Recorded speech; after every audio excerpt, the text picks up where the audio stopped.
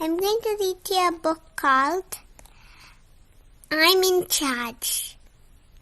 There was once a little rhino who was really rather large, and from the day that he was born, he bellowed, "I'm in charge!"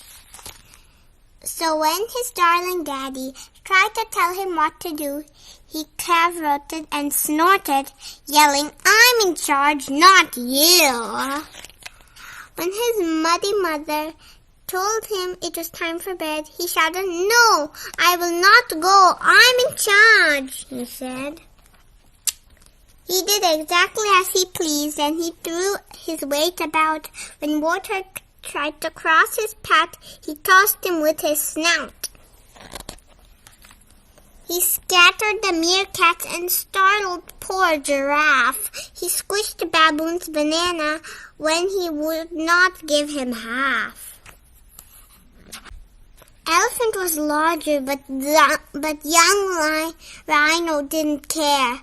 It wasn't hard to charge her if he could not see him there. He sneaked up to the watering hole and gave his tail a thrash, then banged into her bottom. "I'm in charge," he said. "Kersplash!" And so it went on until the day he found the mango tree. He didn't want to share the fruit. He said, "It's all for me." He put his little foot down, and if anyone came by, he shouted, "Shoo! No fruit for you. I'm in charge, that's why." No one dared to challenge him. Then Pygmy Mouse came by. She was tiny but so hungry that she thought she'd have to try. "No, you are not in charge," she said. "The food is ours to eat." But Rhino wouldn't listen, and he stamped his feisty feet. "I'm not listening, la la la, I'm in charge, agree," he yelled, and so he never heard the sound of a stampede. "Stand back," said Mouse to Rhino. "You'll be sorry if you don't." But Rhino took no notice. "No, not a chance," he said. "I won't. The fruit is mine, all mine," he said. "I'm not afraid of you. There's nothing I'm scared of. No one tells me what to do." Pygmy Mouse then backed away. Rhino ate some fruit. "I'm glad you know who's boss," he grinned, "the greedy little Bruce." Mouse waved her tiny paws around. "Look out! Stampede!" she cried.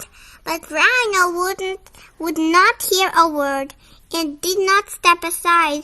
But then Rhino's horror, as he'd barely had his fill.